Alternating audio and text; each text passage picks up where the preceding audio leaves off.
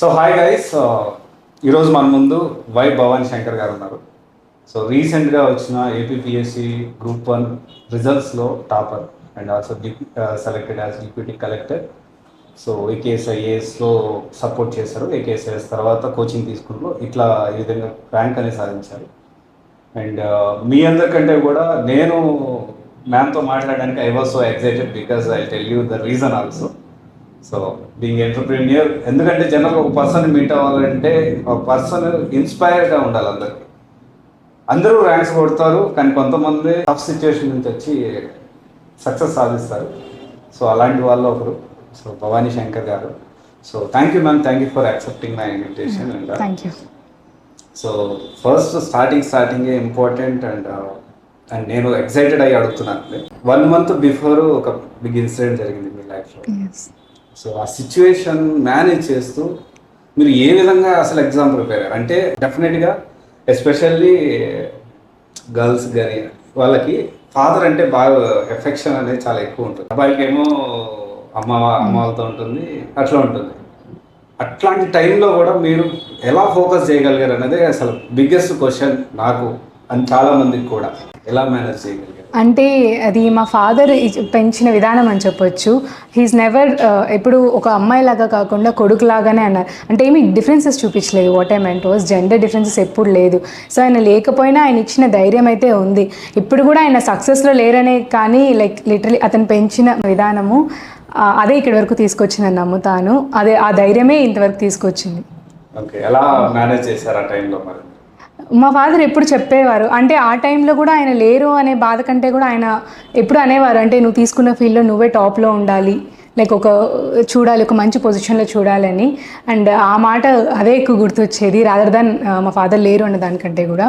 So that sorry ఈ question మిమ్మల్ని ఇబ్బంది పెట్టండి, but definitely he will feel happy. So జనరల్గా ఇప్పుడు యూపీఎస్సీ కూడా మీరు ప్రిపేర్ అవుతున్నారా? సో యూపీఎస్సీ ప్రిపేర్ అయితే దానికి ఎలా మేనేజ్ చేస్తూ ప్రిపేర్ అయ్యారు? ఓకే, నేను 2018 నుంచి యూపీఎస్ ప్రిపరేషన్ స్టార్ట్ చేశాను. అంతకుముందు సాఫ్ట్వేర్ ఇంజనీర్గా జాబ్ చేశాను. 2 years చేశాను యాక్చువల్లీ. రిజైన్ చేసి ఢిల్లీకి వెళ్ళాను కోచింగ్ కోసం. అండ్ స్టార్టింగ్ అయితే సివిల్స్ కోసమనే వచ్చాను. అండ్ మీన్ వైల్ నోటిఫికేషన్ వచ్చింది ఏపీపీఎస్సీ. అండ్ సేమ్ సిలబస్ అయితే రెండింటికి సేమే ఉండింది ఆల్మోస్ట్. ఇప్పుడు ఈవెన్ ఏపీపీఎస్సీలో కూడా ఎథిక్స్ అన్నీ యాడ్ అయ్యాయి కాబట్టి so it's almost same syllabus. Except ఇంకా ఏపీపీఎస్సీకి ఎక్స్ట్రా చదవాల్సి వస్తుంది. AP history and AP current affairs, AP economics చదవాల్సి వస్తుంది కాబట్టి. And apart from that everything is same అండి. ఇంకొకటి స్పెషల్ అంటే because 1.5 year it was mains వస్తుంది అని పోస్ట్పోన్ అవుతూనే ఉండడం వల్ల సో చాలా హెల్ప్ అయింది. అంటే ప్రతిసారి చదివి అది చాలాసార్లు రివిజన్ అయింది అనమాట. సో ఈ యూపీఎస్సీ ప్రిపరేషన్ ఏదైతే ఉందో, లేకపోతే ఏపీపీఎస్సీ ప్రిపరేషన్, ఆన్సర్ రైటింగ్, ఈ రెండింటికి డిఫరెన్స్ ఏమో? సో అంటే డిఫరెన్స్ అయితే నాకేం పెద్ద అనిపించలేదండి. మెయిన్లీ నేను ఫాలో అయిన స్ట్రాటజీ ఏంటంటే ఏపీపీఎస్సీ సిలబస్లో ప్రతి ఒక్క వర్డ్కి నేను ఒక 10-20 lines నోట్స్ ప్రిపేర్ చేసుకున్నాను. అంటే ఎవ్రీ లైన్, ఫర్ ఎగ్జాంపుల్ ఇప్పుడు శాతవాహనాస్ రిలీజియన్ లిటరేచర్ అని అనుకో, రిలీజియన్కి ఒక 10 lines, లిటరేచర్కి ఒక 10 lines, సో వాళ్ళ హిస్టరీ ఒక 10 lines, ప్లస్ ప్రతిదానికి ఒక introduction and conclusion already prepare చేసుకొని వెళ్ళాము. సో అది చాలా హెల్ప్ అయింది ఎగ్జామ్ టైంలో. చాలా వెంటనే రాయడానికి ఉండే లిమిటెడ్ టైంలో చాలా హెల్ప్ అయింది. సో అది one of the best thing. Okay, so reading news paper, so అది ఎలా ప్రిపేర్ అవ్వాలి, అది ఎగ్జామ్లో ఏ విధంగా హెల్ప్ అవుతుంది? ఓకే, ఫస్ట్ అంటే అది ఇందాక చెప్పినట్లే ఖచ్చితంగా సిలబస్ ఫస్ట్ చదవాలి.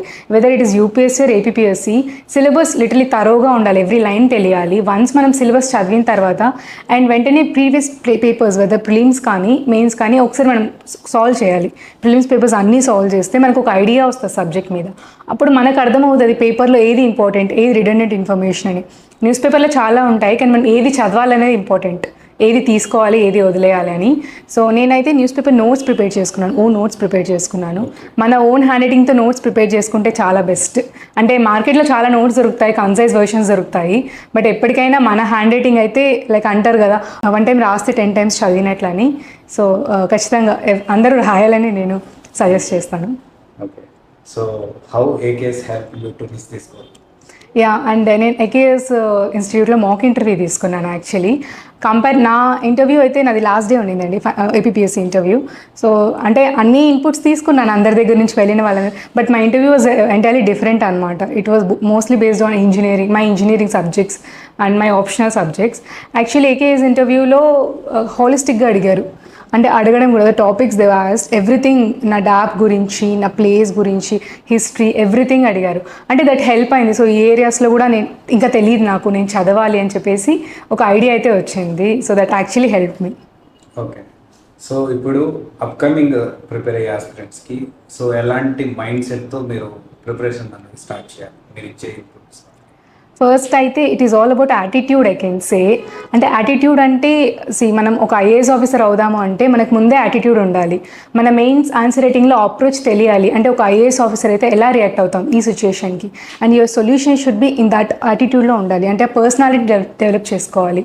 సో అప్పుడయ్యి ఏం చేద్దాం అనుకుంటున్నారో అది మీ ఆన్సర్స్లో కూడా కనిపించాలి అని నేను నమ్ముతాను. ఓకే, సో రోజులో ఎన్ని గంటలు ప్రిపేర్ అవ్వాలి?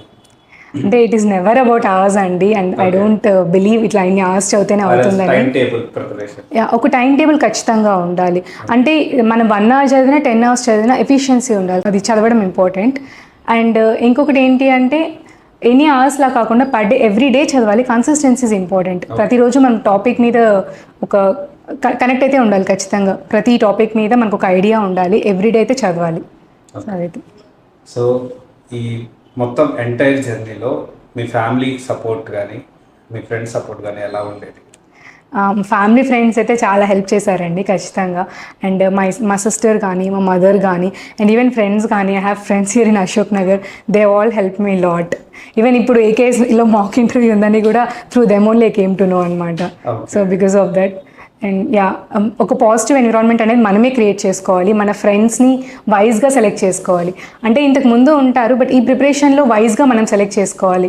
అంటే జరిగే డిస్కషన్స్ కూడా సివిల్ సర్వీసెస్ మీదే, ఎగ్జామ్ మీదే ఉంటే అది ఇంకా హెల్ప్ అవుతుంది, ఎగ్జామ్కి యాడ్ అవుతుందండి. ఓకే, యూపీఎస్సీ ఏదైతే ఉందో ఇంకా మళ్ళీ అటెంప్ట్ ఇస్తారా? ఇప్పటివరకు ఎన్ని అటెంప్ట్ ఇచ్చారు?